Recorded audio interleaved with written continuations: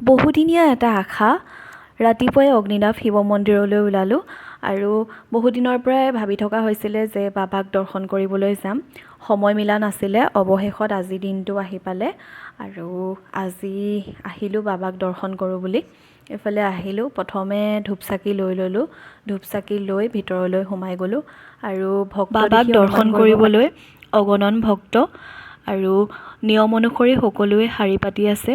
আমিও সেইদৰে শাৰী পাতিলোঁ বাবাক দৰ্শন কৰিবলৈ। বাবাৰ পৰা আশীৰ্বাদ ল'লোঁ আৰু সঁচাকৈ ইয়ালৈ আহি কিবা এটা মনটো ভাল লাগিছে। বহুদিনৰ পৰা শুনি আছিলোঁ, দেখি আছিলোঁ আৰু নিজে অহা নাছিলোঁ, কিন্তু আজি আহি অনুমান কৰিব পাৰিলোঁ সঁচাকৈয়ে মনটো কিবা এটা ভাল লাগিলে। আৰু এইফালে বাবাক দৰ্শন কৰি মেলি আহিলোঁ। অহাৰ পাছতে মোৰ অলপ বজাৰ কৰিবলগীয়া আছিলে, সেইকাৰণে বজাৰ কৰিবলৈ আহিলোঁ আৰু বহুদিনৰ মূৰত ৰংঘৰৰ ওচৰত এয়া বাবলুদাৰ ওচৰত ফুচকা খালোঁ। ফুচকা খাই মেলি গৈ আমি যিহেতু যামগৈ, সেইকাৰণে অলপ সৰু সুৰা বজাৰ কৰিবলগীয়া আছিলে আৰু এইফালে কাপোৰ চালোঁ। যিমানেই বেলেগ কাপোৰ পিন্ধো, কিন্তু চাদৰ মেখেলাযোৰৰ প্ৰতি আকৰ্ষণটো অলপ সুকীয়া আৰু মোৰ চাদৰ মেখেলাৰ প্ৰয়োজন হৈ আছিলে। এইফালে চালোঁ, চাই এযোৰ ল'লোঁ বাৰু, কেতিয়াবা পিন্ধিলে দেখিব। আৰু ইমানেই আজিলৈ, বাই।